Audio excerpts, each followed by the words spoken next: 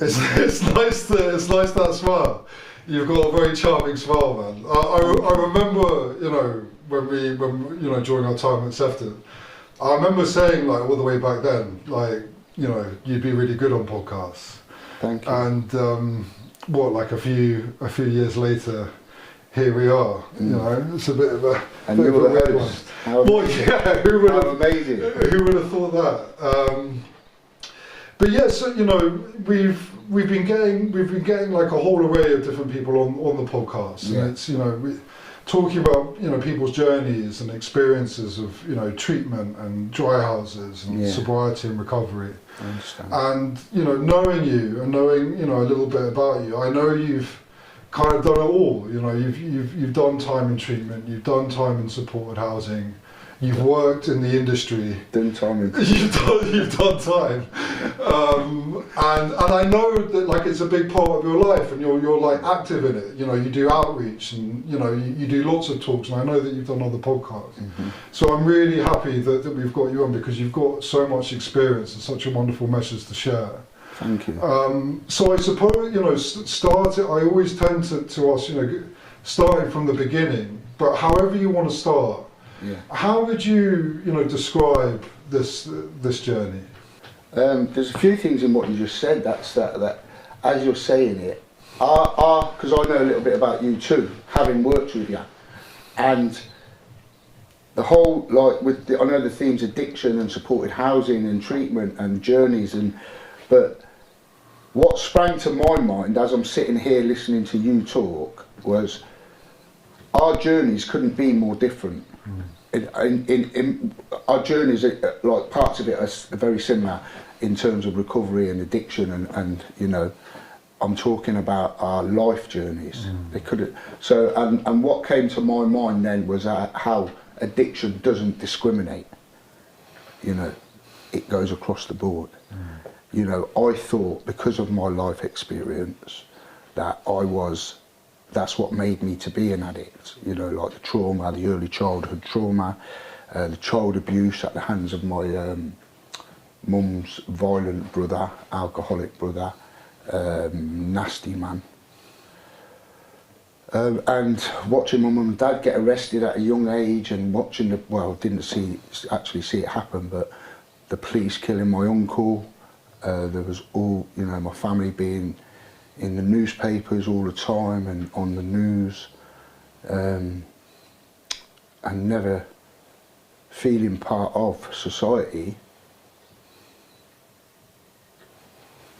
I thought that's what made me an addict. And then I start to learn, I come to treatment, I went to a treatment centre and started to learn about the actual disease of addiction. And the first person, this is important because he comes from the same place as you, which is polar opposites to where I come from. When I walked into the treatment centre, having just left a homeless hostel in Coventry, the first person I seen was sitting on the stairs. He'd just arrived about 10 minutes before me. And he was about 25 years younger than me as well. He had his head in his hands, and as I walked in, he's sitting there, and I says to him, "Hello mate, how are you?" And he was like, "Hello chap, how the devil are you?" And that's how he spoke. Me and him became really good friends, really close friends. But that's how he spoke. Really very well spoken guy, come from a lovely upbringing. Never wanted for anything financially. His family didn't. In fact, he could have been on that show. He told me he could have been, and I don't doubt him. He was invited to go on that show Made in Chelsea and declined. And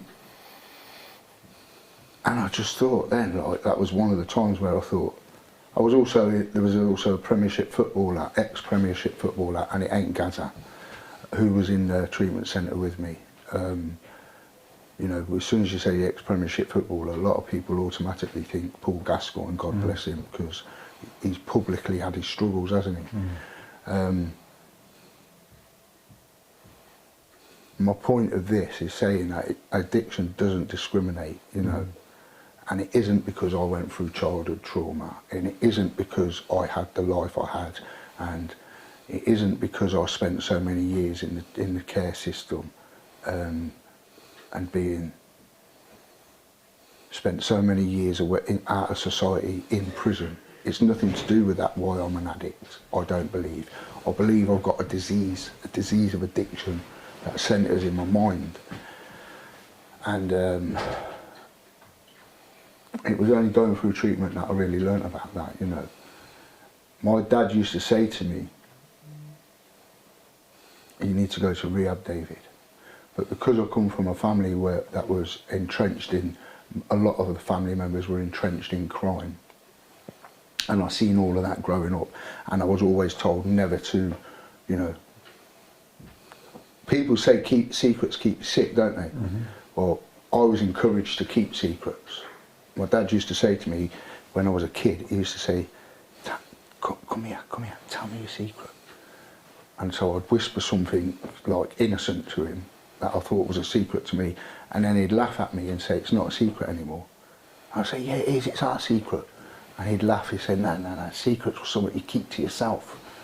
Only you should know it, do you know what I mean? So I was encouraged to keep secrets, and I thought that was normal, you know. And then I find out that, so I never ever got to speak about the abuse I went through at the hands. Nobody knew about it until I became an adult and started finding a bit of courage to, because I carried a lot of shame around it, you know. Why me? And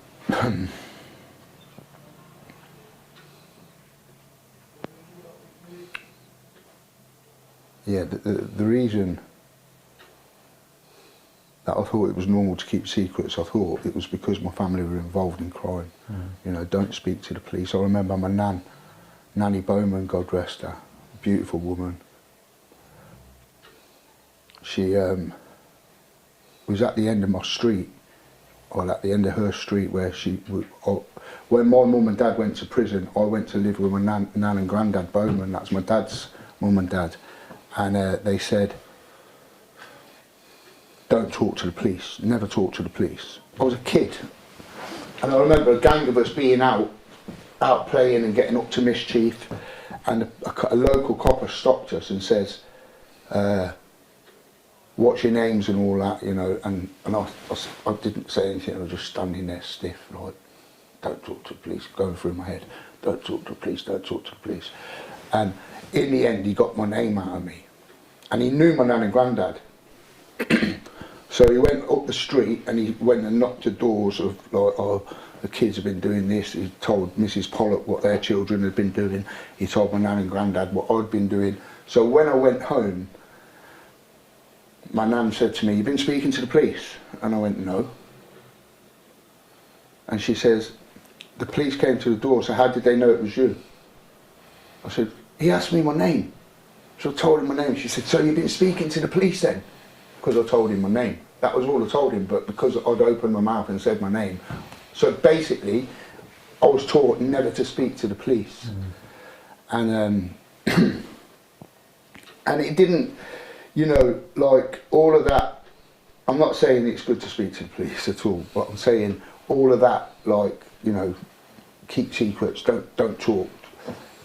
It didn't serve me very well, because, you know, and then growing up as a man, you think you can't talk about certain things, you can't talk about feelings, you can't talk about emotions. Yeah, and it didn't serve me very well. I kept a lot of stuff bottled up that I should have been talking about, you know. I didn't think I had the people there to talk about it too. Because if I'd have told my dad what my mum's brother had done, my dad would have ended up doing life in prison, you know. So I can imagine that, you know, that you know, when you made the decision to go into treatment, you know, that must have been a big decision, like an extremely brave decision to do that, you know, to the possibility of opening up and bearing yourself, which sounds like, you know, maybe for the first real time. Can you know, casting your mind back to when it was, can you remember kind of what treatment did for you, or what the benefits of that process were. So, my brother, Phil, he's doing amazing. He was also addicted to Class A drugs, and he got clean before me. And he and other people that I'd used drugs with and had been to jail with and had similar life experiences as me, they got clean before me. So I started to believe that it was possible, that even people like me could get clean and stay clean and live a decent life, you know. And my brother, when he realised I was going to treatment, he said, "I'm proud of you." He said, "Dave, this is going to be the scariest thing you've ever done." He said, "It's going to be the best thing you've ever done, but it's definitely going to be scary." And I knew he was telling the truth because I was already scared. I was preempting it. I was anxious. What helped me, he was right as well, by the way. It was the scariest thing I've ever done. It was the best thing I've ever done. And when I say the scariest thing I've ever done, like, I've done things that people would think were took a lot of courage to do, you know, in terms of crime, and put myself in life-threatening situations and did things that I'm not proud of today, but that involved weapons, and you know yourself, I've suffered extreme acts of violence. I've been shot, I've been stabbed, and I've also been the perpetrator of them kinds of things. And in that world, it would be seen that that took a lot of courage, and they were scary things to do. But the most scariest thing I've ever done is going to treatment. And what helped me a lot was knowing that the counsellors I was talking to were bound by confidentiality. That's part of the counsellor's ethos. Helen Thorne, beautiful counsellor. I sobbed my heart out to her, cried my eyes out to her. Sue Gray, my first counsellor, who I used to have one-to-one conversations with, she helped me immensely. Cried my eyes out to her in her office, talking about certain things. And like, to answer your question directly, is to say that it helped me knowing that they were bound by confidentiality, because I had no trust. I couldn't trust myself. All the decisions I've been making had been detrimental to me, to others. I was really poor at making healthy decisions. Like, you know, my whole decision making centred in what crimes to commit and what drugs to take, what drug dealers to rob, what drug dealers and what not to rob. And so, yeah, that's where most of my decision making was centred for so long. And now I do trust myself to make healthy decisions, you know. And I put that down to going through treatment, learning to talk. Listen, I spent so many years trying to save my face, yeah, and not bothered about my life. Today it's totally opposite. I don't care about saving my face. I'm not trying to look anything in front of anyone. I'm not bothered about egotistical stuff and things like that. Today it's about helping other people. Like we was just having a conversation. Me, you and Kate were just having a conversation. This is about the 4th or 5th podcast I've done. The first podcast I ever got invited to do was, the theme was mental health, trauma, addiction and recovery, yeah?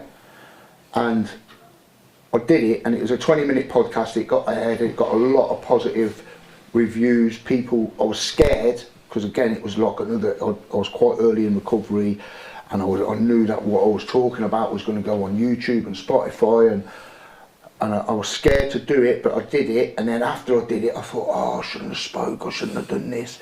And I was talking to family members, and they were like, no, we're so proud of you.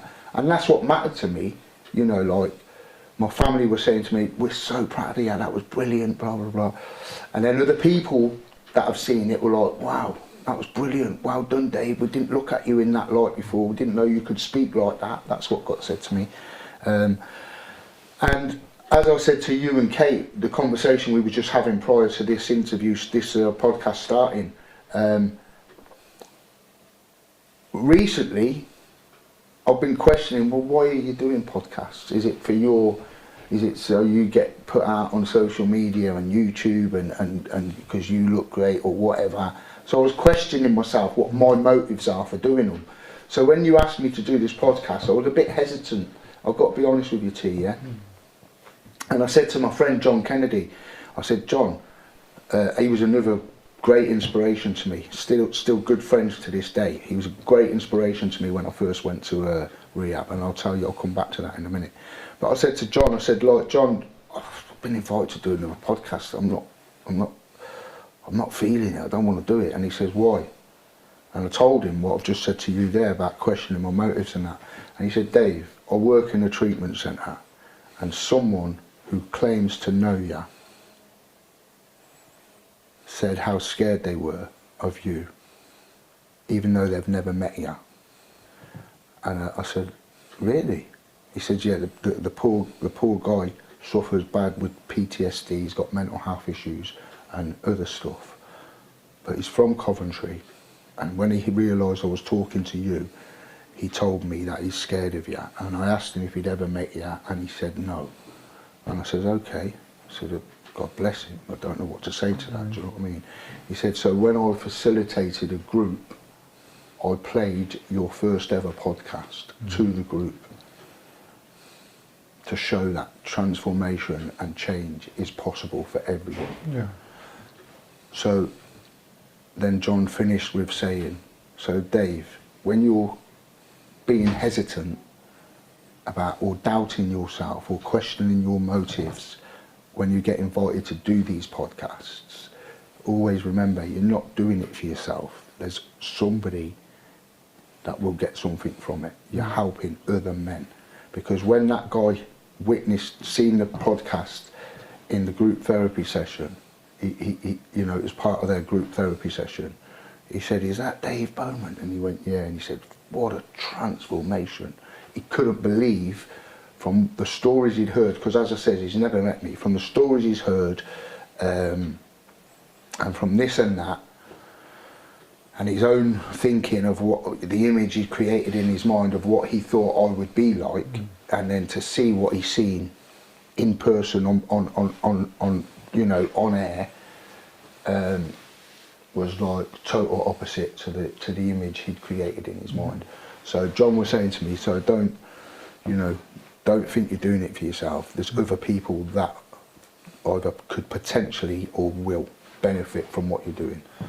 Listening to you, you know, at the start we talked about, you know, courage and the interpretation of courage, and you know, when you mentioned going into treatment, you talked about that kind of value of confidentiality and the elements of trust. You know, and here you are today being extremely courageous, you know, and bearing, you know, what are very kind of personal details, you know, of your life.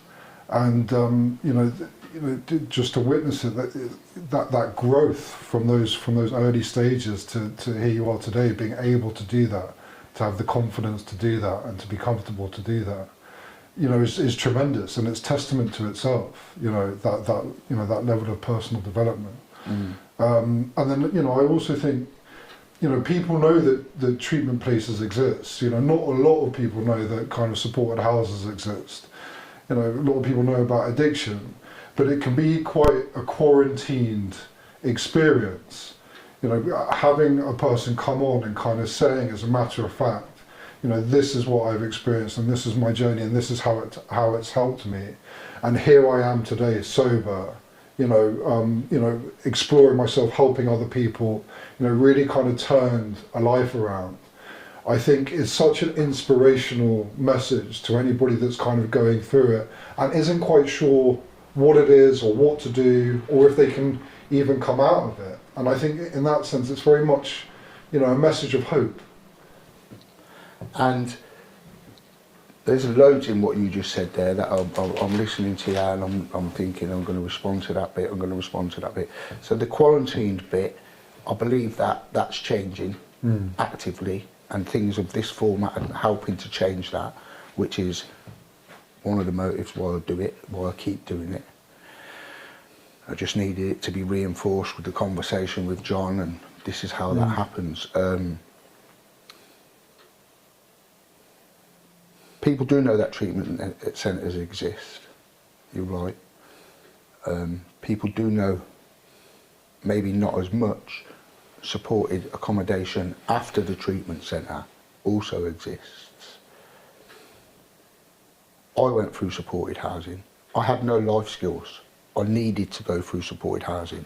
For the first time in my life, I started to listen. You know, when I went to treatment, I started to listen, I started to take on suggestions, but there was still that massive underlying fear that if I didn't start to listen, if I didn't start to take on suggestions, that I would be out there using drugs again, because that's what had always happened before.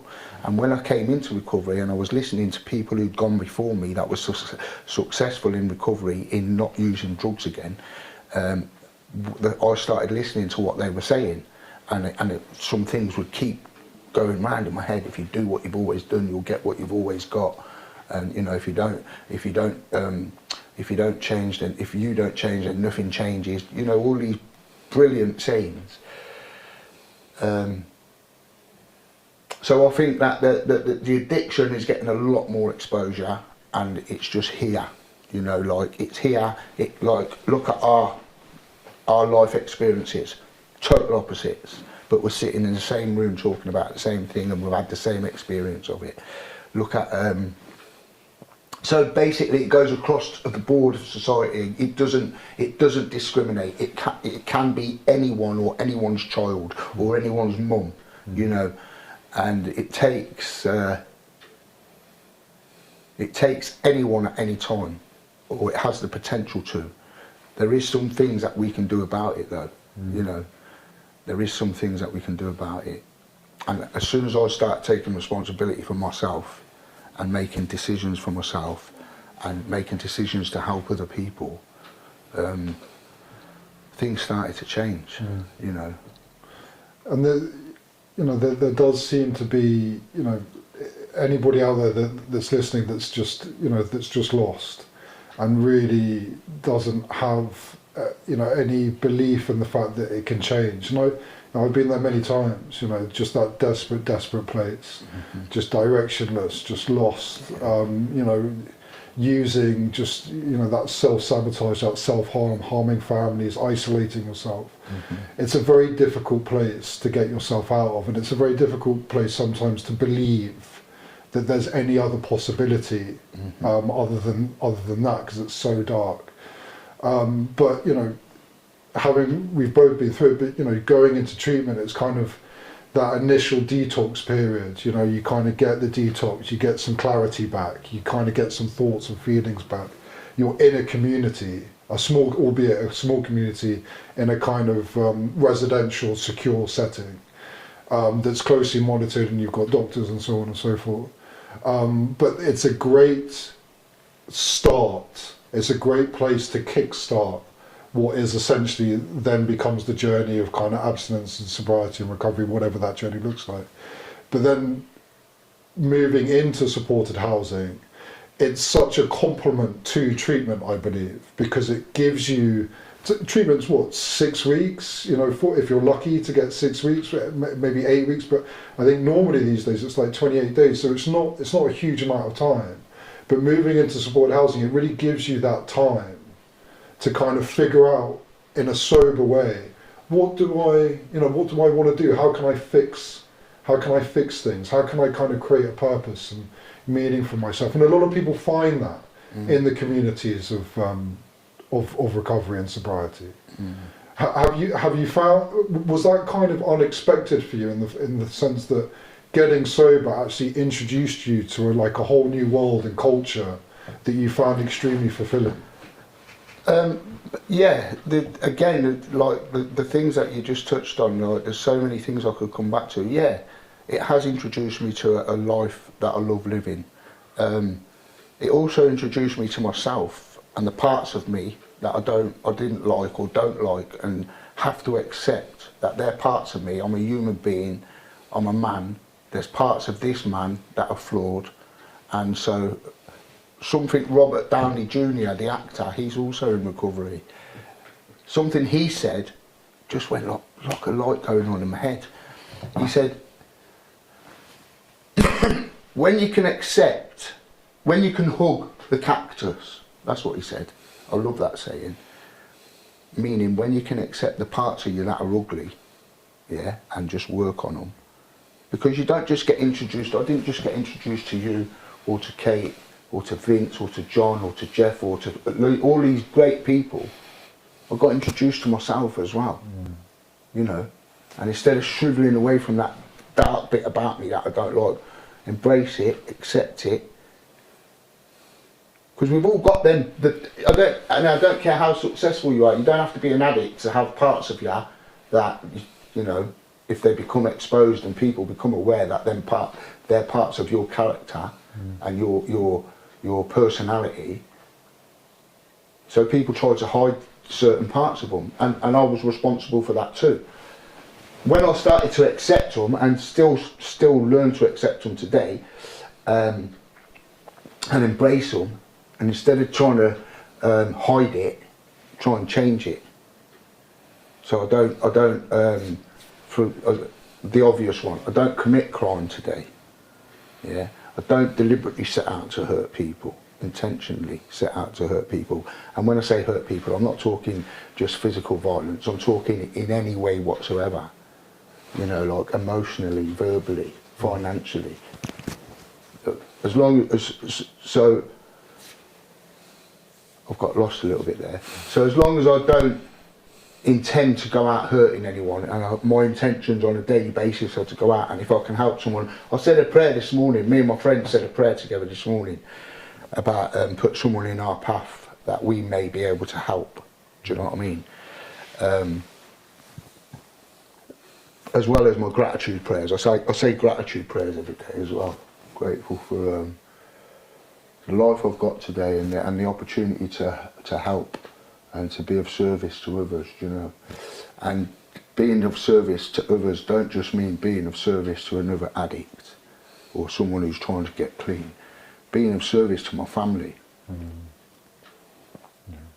Being of service to people I know, without there being anything in it for myself. Other the feeling I get, like the payoff for me is that I feel good for doing it, and that's brilliant. You know, I love that. I love feeling good because I've done something good for someone. I spent the whole day yesterday doing it, and I loved it. I had the best day. My family, it was different members of my family. The amount of people yesterday that I put smiles on their faces. It was a good day yesterday. Yeah. And I suppose these are I'm tempted to say blessings, but these are the kind of real valued lessons and virtues. Well, they are blessings. Blessings, yeah. Of, you know, choosing to venture down a life of sobriety. I loved what you said earlier. It's that, you know, it's almost a journey into yourself. Mm-hmm. You know, and I suppose that can only really take place, first things first, by being sober. You know, not numbing yourself. You know, being awake, being open, being emotionally connected, even though it can be difficult a lot of the time, and then kind of finding that value in the community aspect and the help with other people, and kind of using your experience to help another person that might be struggling. So I relapsed when I came out of rehab. I went to rehab in 2017. I relapsed for one day. About 6 weeks after I came out, I relapsed for one day. Then by that time I was 50 years old then. And I was thinking to myself, where am I going to fit into society? I've been so detrimental to society all my life, in and out of prison. You know, where's my purpose in society? What job am I going to do? who's going to employ me? I had all these questions ringing around, and the answers I was coming up with on my own were negative. No one, nothing. You know, no one's going to employ me. What can I do? Nothing. You know, I was coming up with these negative answers to all the questions that were spinning around my head. And then an organisation. So all of our life experiences can be transferred into positive experiences. So all that negative stuff that I created and went through myself, I can transfer that into a positive way. So now my life experience I can share with others, and I can be. They wrote a newspaper article, in the local Telegraph in Coventry. They wrote a newspaper article about me, yeah, because the organisation, one of the organisations that were helping me when I was living in the homeless hostel, needed refunding after about about 18 months of me being in recovery. I get a phone call from the head of the organisation. He said, "Dave, we're looking for funding again, and we need to get it off the police and off this organisation and that body, and you know, so they need funding from the police, they need funding from different sectors." So I said, "Okay, and what can I do to help?" He said, "This might be out of your comfort zone, but would you speak to the Chief Inspector of the West Midlands?" I went, "Well, what will that do?" He said, "Well, can you just share with him what you think this organisation did to help you? Or can you just give us a quote for him to use?" And I said, "Yeah, all right." I said, "Tell him to email me." So he emailed me. So I emailed him back. He said, "Can you give me a quote? This is Chief Inspector." I felt really uncomfortable. I said, a quote, I said, "Working with that organisation was the first step in a life-changing journey for me." And he went, "Oh, that's great, yeah, thank you." And then he started like engaging with me. This Chief Inspector, like sending me another email. "Oh, this may get picked up by the local press or the local radio or you know, the news channel." And I said, "Okay."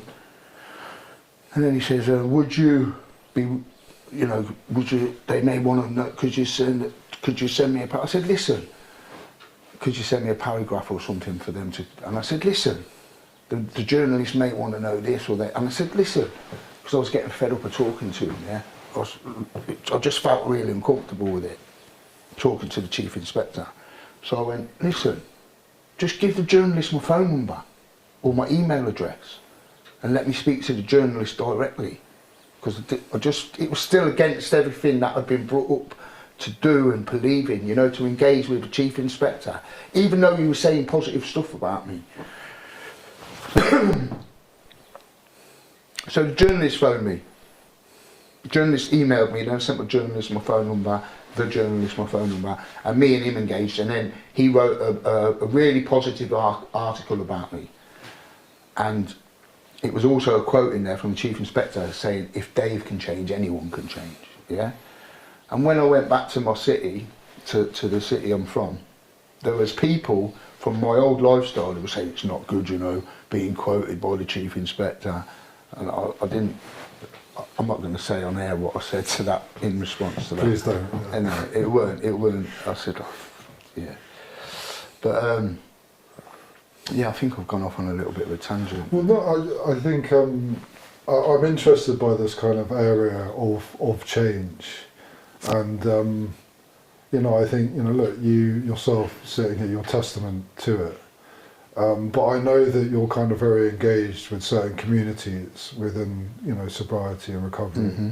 And I wanted to ask, I know sometimes it can be a bit of a touchy subject, but, you know, when you see, you know, people doing well and they are trying to change and, mm-hmm. you know, they're putting the work in and they're doing the suggested things, and then they slip or something happens, often when I experience this, I get very sad because I'm like, what happened there? Like, how could I have done something different or communicated something different? I'm sure you experience this a lot and you see this a lot, but how do you interpret that when, do you ever get frustrated with the kind of, I wish I could just give the solution? Lots of people do change, lots of people do really well, but there's also a lot more that seem to really struggle with the kind of longevity of it. What do you put that down to in your... So the addiction's more powerful than any one of us. This is my take on it. Addiction's more powerful than me, more powerful than you, and it's more powerful than any individual. And something you just said there about, you see people doing the suggested things and they're engaged and blah, blah. And I've never seen anyone who stays engaged and carries on doing the suggested things that is required to maintain recovery use.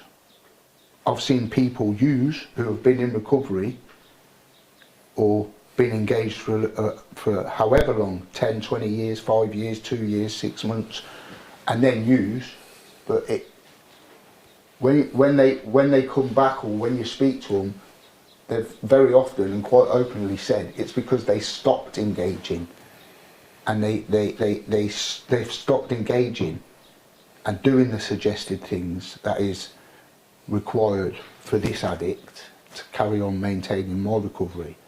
And that I've got a healthy fear of that myself, why I continue to do the suggested things, because I don't want to stop engaging. Some days I don't want to do the suggested things. I don't want to go to a meeting. I don't want to speak to other recovering addicts. I don't want to do this. I don't want to do that.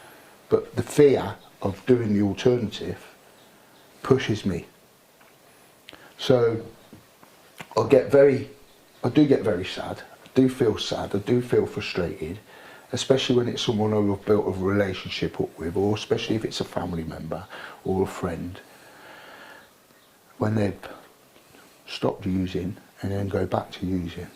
But I've never seen anyone stay engaged, and while they're engaged and doing what's suggested, use. And I'll give you a really strong example of that. I've seen people get diagnosed with cancer. I've seen people die. Well, no, I haven't witnessed the death, but I've seen people sit across the room from me and say in front of many people that they've got terminal cancer, and then I don't see them again because they're dead. But in that time, they haven't used. So they've stayed in recovery and they've passed away. I've seen people get diagnosed with cancer and not know what the outcome's going to be. And then you see them a short time later, and they haven't used in between this time. I see them a short time later and they've cleared it, or they've had the medication and they've cleared it. I know people that have lost children while they've been in recovery, and they didn't use drugs as a solution to what they were feeling or thinking. My brother passed away in September, just gone. I was heartbroken. I still get emotional now when I think about him and talk about him. I was heartbroken. It was the saddest I've been since I've been in recovery. And I didn't use drugs. So there's not an excuse to go and use. There's no reason to go and use. If I use drugs, it's because I've chose to pick drugs up and put them in my body. And that will happen. I fear that will happen if I stop engaging in what's suggested for people in recovery. Yeah. That complacency, I suppose. Complacency is the word. You know, and yeah, and I totally agree with you. The choice aspect. I've spoken on the podcast before about the element of choice. But you know, when you're sober and you've got a bit of clean time under your belt, it does become a choice. Yeah. Every day, you're choosing not to drink or take a drug, and you engage with the outlets that you have available to you to help you make that choice, to continue to make that choice. But you know, if you do kind of stop engaging with that stuff, then maybe the decision to make that daily choice becomes more difficult. Complacency can set in. And look, you know, in life, you know, going through emotionally difficult things, incredibly painful things, it doesn't differentiate being sober. We go through them, and I think the temptation can be there to escape the reality, to escape the pain. You know, it can be overwhelming, but you know, through connecting, through engaging, through talking, and being open about it, it often does take the weight out of it, and it allows it to be more manageable, and can save you. You know, the smallest thing. You know, and you know, it might sound silly, but sometimes, you know, I assimilate it to exercise in the gym. You know, if you stay fit and healthy, you need to kind of get up and out and exercise or go for a walk. If you stop doing that, you know, you lose that fitness because you've stopped doing it. And it's so hard to get that fitness. Yeah. And so easy to lose it. Yeah. And it's so hard once you're an addict to get recovery. Yeah. And to get to any kind of feeling comfortable in your own skin. But it's so easy to lose it as soon as you put a drug inside yourself. Yeah. So there is a choice today. I do have a choice. I can engage with other recovering addicts. I can go to a meeting. I can do what is suggested for a recovering addict to do. I can say prayers. I can help other people. As soon as I can choose not to use drugs today and do them other things that we just spoke about. As soon as I put the first drug in me, all choice is gone then. I'm off and running. All bets are off. Yeah, yeah. Really, all bets are off. Really bad. Yeah. For me. And for lots of people I know that have been addicted and are in recovery. Yeah. And the communities and the prayers and the gratitude and the humility are there other areas of kind of just day-to-day life that you've been surprised, like have other factors surprised you in day-to-day kind of experiences? Has it surprised you how it's impacted you?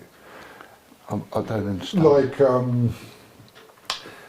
I don't know, it probably sounds silly, but you know, like going for long walks, or you know, painting or cooking, any other kind of activity, or has there been anything that you've kind of engaged with that surprised you and how much it's impacted? The two things you said first there, the painting. I did a painting when I first got clean. I was in the treatment centre. I did a painting. It took me a very short space of time, a small painting of a sea view with a kite surfer. We'd been for a walk down the beach, and it was a windy day, and the kite surfers were out, and I just had that image in my mind. And when I went back to the treatment centre a couple of days later, the art teacher came in, and I just knocked it up, and she was really impressed with it. So I enjoyed the painting there, and then the long walks. I was having a conversation today with someone about it, about the importance of it and how much I really enjoy it. And I was a good friend of mine, Danielle. I was phoning her up to wish her child a happy 4th birthday, and she was on about her and her friends were going to go out this weekend, but she feels like I said I couldn't think of anything worse. I said, like, what the things that I really value and appreciate today are going for long walks. And she said, and both of us were agreeing, you know, like, I think she's putting it down to an age thing where she's getting to a certain age where she likes that kind of stuff. Yeah. I'm putting it down to, I've grown up a bit because I'm in recovery, and I value that kind of time, and I know how beneficial it is, you know. Yeah. Going to Glastonbury to do a bit of meditating, they're the sort of things I value. Yeah. Yeah, that tranquility Yeah, You know, and that it's peace. priceless. Yeah, it doesn't cost anything. No, well, no, it costs a few quid. Costs a few. Glastonbury's an expensive town. It costs a few quid to go to this particular venue. Not a lot, but yeah, it's priceless. Yeah. It is priceless. You know, and you know, going back to something you mentioned earlier, that you know, there can be days where you know, you don't want, you know, you don't want to engage with, you know, certain elements of the community, you know, like going to a meeting, maybe even sometimes the words addiction and recovery, and you know, it can get a bit, you can get a bit desensitized to it. It can get a bit exhausting. Like, Yeah. I really am tired of talking about it at the moment. Like, I've literally had my fill, and to kind of crave something else. I was with my friend Richie the other day. Yeah. He's another recovering addict. Beautiful man, beautiful wife, beautiful children, and he's been great to me. We speak every day, and I was with him. I was having breakfast with him and his wife the other day up in Birmingham, and we were talking. It's his birthday party soon, and I've been invited, and they were talking about their guests that are going to be there. And his wife turned around and said that none of these guests are in recovery. You know, there will be people who may have a drink, and she was kind of pre-warning me. And I said, no, that's fine. I said, and she said, you know, all three of us said what you just said there. It can be just too much talking about recovery all day. Just that's the only thing in my brain. I've got to have a life outside of recovery, but it doesn't involve taking drugs or drink. I've got to have friends that are not in recovery. You know, the world's a big place, and there's a lot of people in it, and it's good to have healthy relationships with people in all areas, you know. And something else you just said as well, I can't remember what it was, but yeah, definitely you've got to have friends that just live normal, healthy lives, that the conversations are not just constantly talking about recovery, because it can become just like fucking too much. Yeah. Yeah. You know, and maybe, dare I say, in a way, it can be counterproductive. Yeah, very counterproductive. It can become counterproductive because it can seem overwhelming. Yeah. You know, could just seem overwhelming and it can become like a burden on your shoulders. But what I want to say, before I came to recovery, because I come from the family I come from, I just wanted to be like my dad and my uncles, you know. They were my role models. I just wanted to have the levels of respect they've got. I wanted to be this, I wanted to be that. So, you know, I was always trying to get that respect in a criminal sense, you know. I was always willing to go the extra mile to get the validation and the affirmation from my peers. You know, do the most dangerous things, do the naughtiest things, do the this, do the that. Basically to seek the respect and get put on that, to feed my ego, to get put on that pedestal in the criminal world. I have never had so much respect as what I have got today.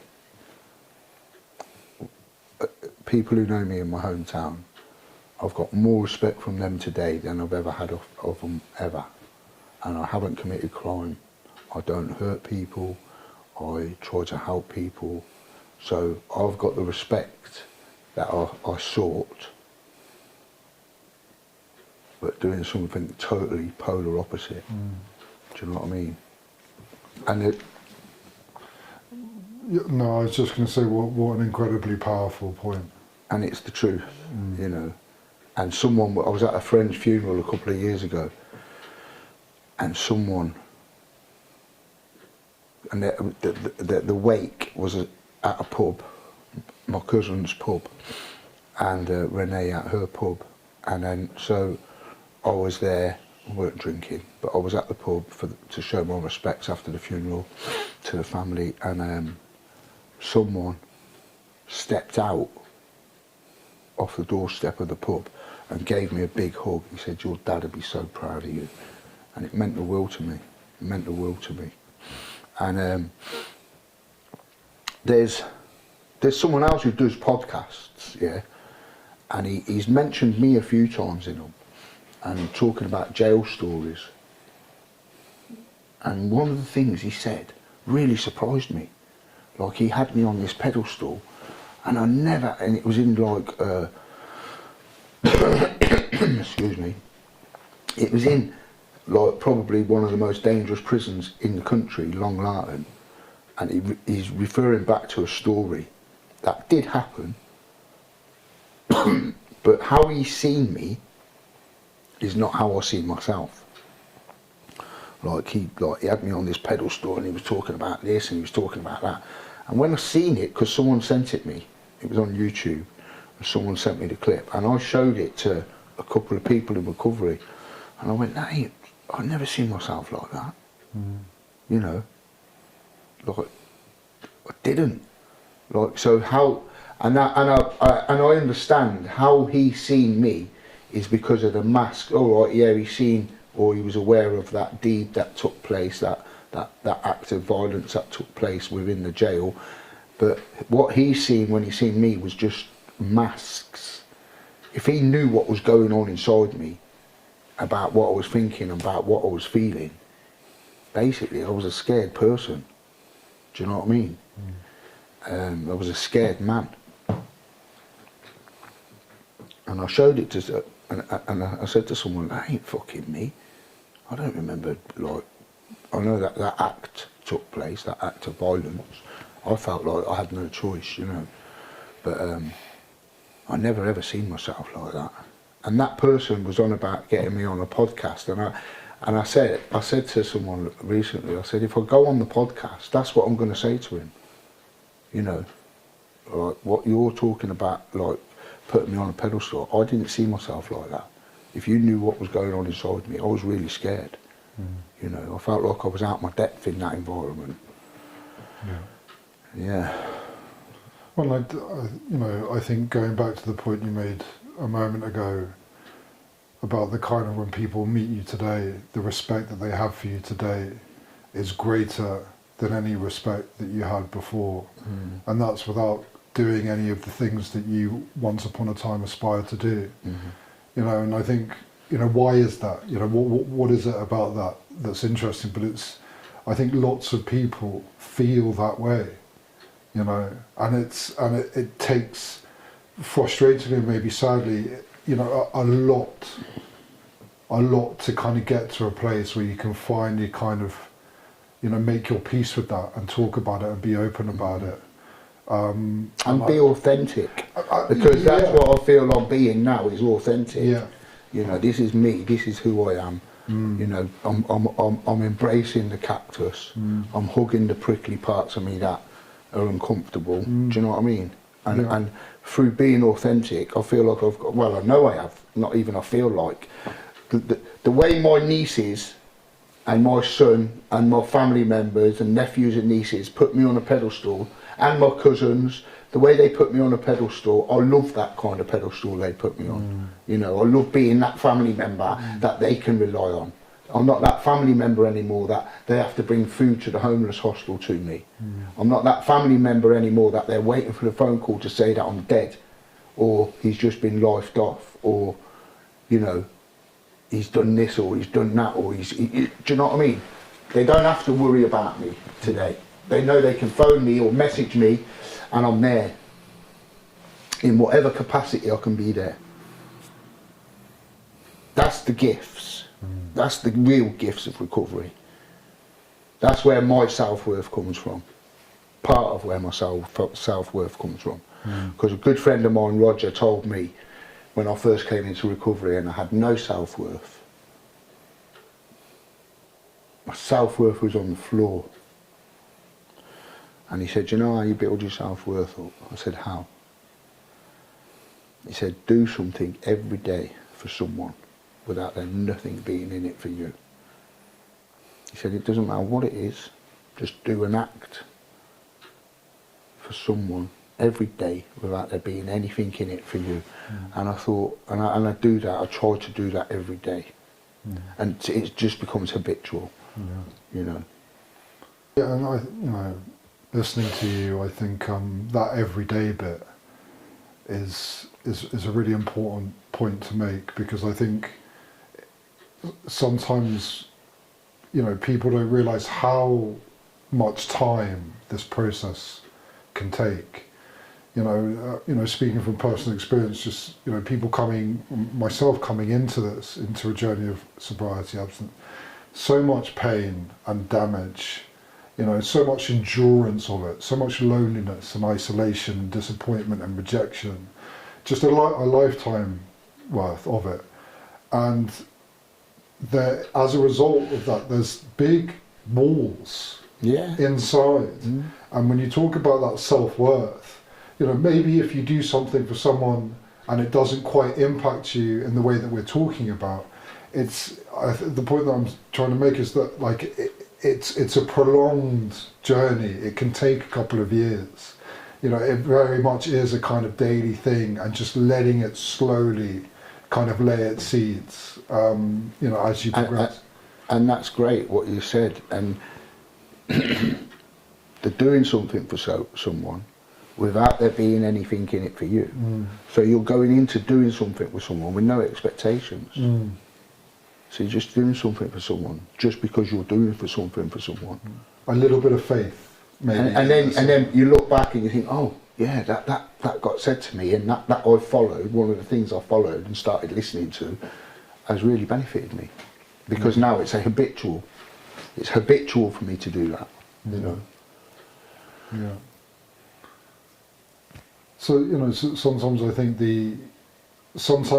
about, the place coming from, that desperate place. So sometimes I do feel like it's kind of coming back from the dead, in a sense. Yeah. Well, I don't know about you, T, but I was spiritually dead. Yeah. I was spiritually broken, emotionally broken, physically broken, gunshot wounds, car crash wounds, stab wounds.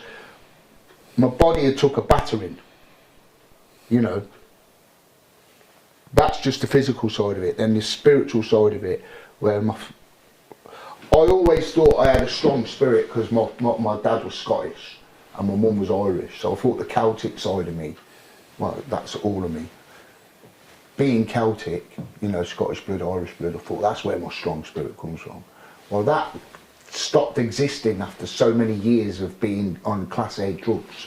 So I was spiritually at rock bottom on many occasions.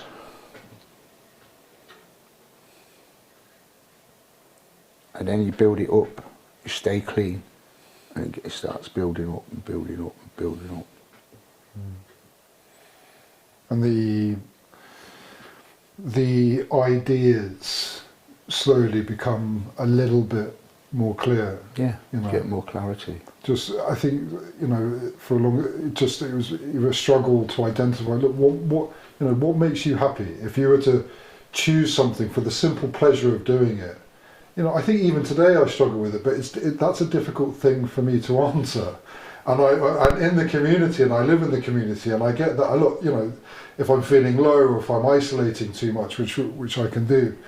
I get a lot of people saying, look, just go and do this and go and do that and go and try this and go and try that. And I'm always very kind of like, because there's no desire really to go and do that, because I don't think it would, but it's, I suppose that's part of the lesson. It's like the more time you put in, slowly bit by bit, the more those types of questions become answerable. I tried this, even though I didn't, a month ago I would have never thought I did that. And I did take something from it. And you're able to process it and remember it in a kind of constructive way because you're sober and you're awake and you're aware and you're emotionally engaging. And it kind of adds to that kind of self-development, that self-realisation and understanding. What did I enjoy about that? And enjoyment and happiness is something I'm very interested in when it comes to sobriety, because not lots of people go running and it changes their lives and it's incredible. But I've seen and I've spoken to a lot of people that really struggle with the happiness side, because sometimes it can be a slight misconception that, look, if you get sober and you stay sober, it's just a pink fluffy cloud. I listen to Jordan Peterson. You know Jordan Peterson? Yeah. Clinical psychology. I listen to him. I haven't listened to him a lot recently, actually. Just talking about him now, I'm going to go back to listening to him. And he talks about happiness. And happiness isn't a state of mind. It's not something that you, when you get there and you get it, it's not something you keep forever. They're fleeting periods of happiness, fleeting periods of joy. You can't be in a constant state, according to Jordan Peterson. Nobody is ever constantly in a state of happiness and constant state of joy. People have stresses, Recovery for me is about living life on life's terms, and who's going to be happy when their brother dies? Who's going to be happy when they get diagnosed with a serious illness? So happiness is fleeting, and I appreciate them moments and them times when they arrive. And that's not to say I spend most of my time sad, because I don't. Sometimes I'm stressed, sometimes I'm happy, sometimes I'm just serene and calm, sometimes I'm a little bit erratic, sometimes I'm a little bit unplanned, sometimes I'm really organised. I'm a human being. So it's like whatever state you're in, you just allow yourself to be in that state. And there is, if I'm feeling down, if I'm feeling like lethargic or down and I don't know why and I'm fucking thinking negative, there's things I can do to change that, and I'll put the action in to change that most of the time. Most of the time. I can't say that I'm 100% of the time I will, but most of the time I will. 90%, at least 90% of the time I will. And that could be as simple as making a phone call and telling another man or a family member how I'm feeling, And they can put some perspective on it for me. And if it's usually a man, we usually end up having a laugh anyway, after we've discussed the nitty gritty. Like, well, what's made you feel like that? And then the conversation, depending on how long it goes on for, can usually end up being where we're having a bit of banter and having a laugh anyway, so inevitably I'll come off the call feeling happier. Do you see what I mean? But if I didn't make that call, or if I didn't send that message, then I will still be feeling negative and sitting there negative, The obsessive thinking, can still be there. Part of the illness. Yeah. I know it is always there, not always obsessively thinking, but I mean the illness is always there. Even sometimes if it feels like it's gone and I'm cured, it's not. It will come back, like the thinking and the chatter. The negative kind of self-talk. Yeah. Yeah, that it has the potential to come back, yeah. Yeah.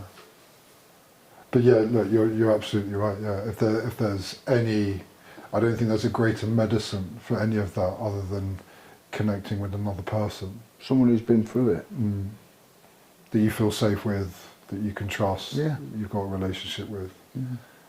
And I think, speaking for myself, during active addiction, it isolated me so much that making those relationships or having those relationships were just decimated if I had them before, and then getting them back again is just one of those things that takes time, and can be can be challenging, to trust again, to feel like you can speak openly to another person and be present for them, to be able to receive.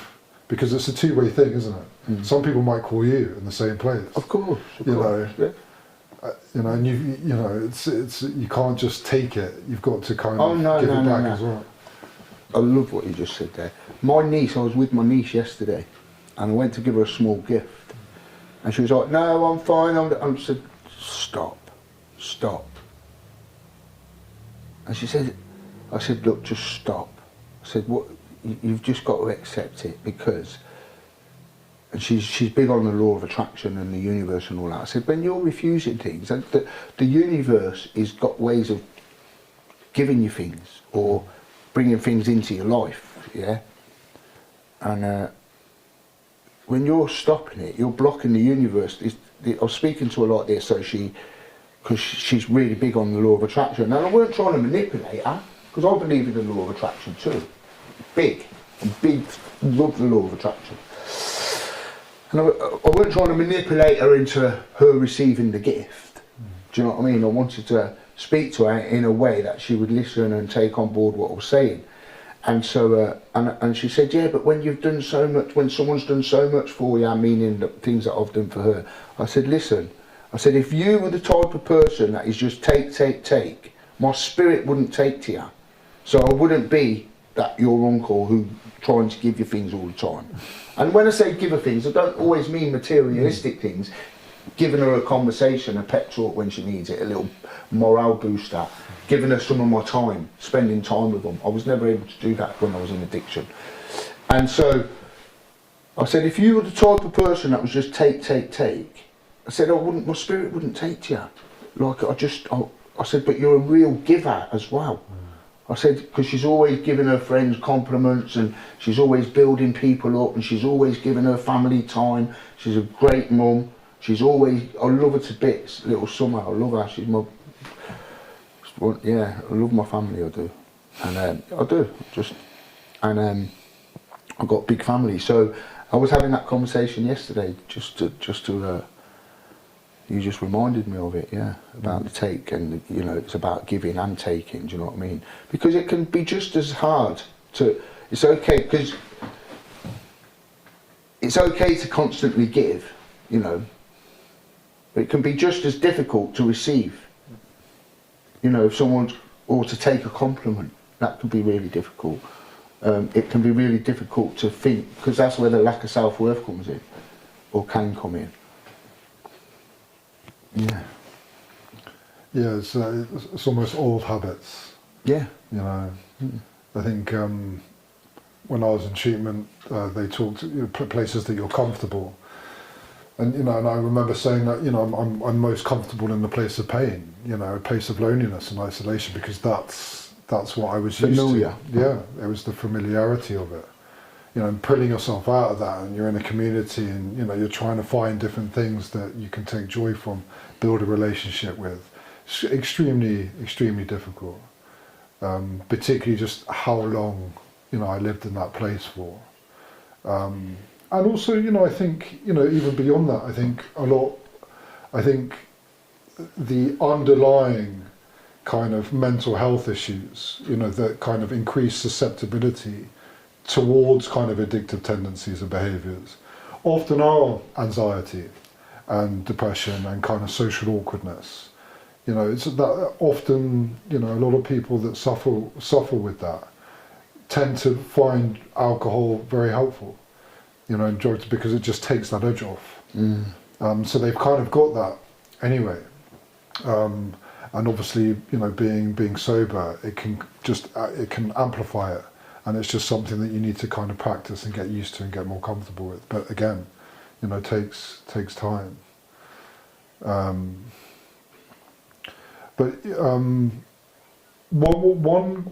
question that I always like to ask on this podcast is to anybody out there that's going through active addiction, that's suffering with it, that isn't quite sure what to do, or if they have, you know, a family member or a loved one that isn't, you know, that doesn't know what to do, who to contact. What advice would you give to any of those people if they're listening? That's always a difficult question to answer for me, because, you know, like for example, our life experiences were totally polar opposite, And so not every addict has got the same life experiences as that addict or this addict or that addict or that addict. So what I say may not apply to that person or that person, but what I needed to do and what I eventually found the courage to do was to speak up and trust and understand that I'm not alone.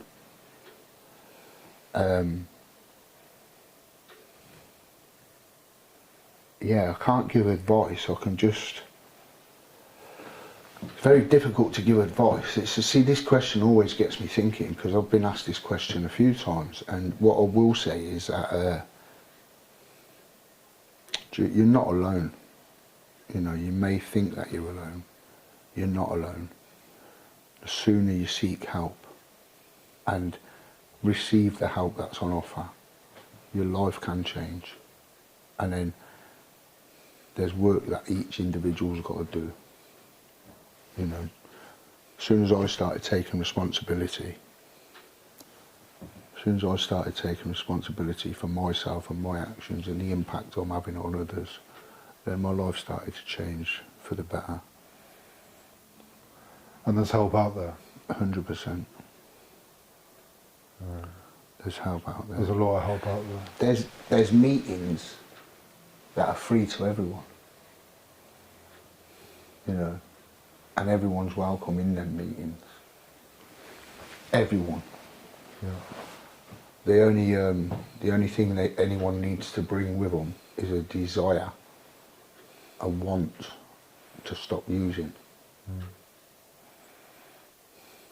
I interviewed a therapist a few months ago, and he said, you know, often we talk about the rock bottoms, but he also talked about the kind of alcoholic moment of clarity. You know, just that moment where you want to change.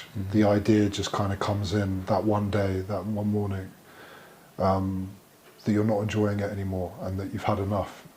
And I think it's, you know, if you can grab that moment, you know, with both hands and, you know, really kind of make that change, use it as an impetus and a springboard for that day and see where it takes you, then grab it. You know. But I can't thank you enough for coming on, man. It's honestly. been really easy. Yeah, it's been really easy. It's just felt like a conversation. I've really enjoyed it. Thank you.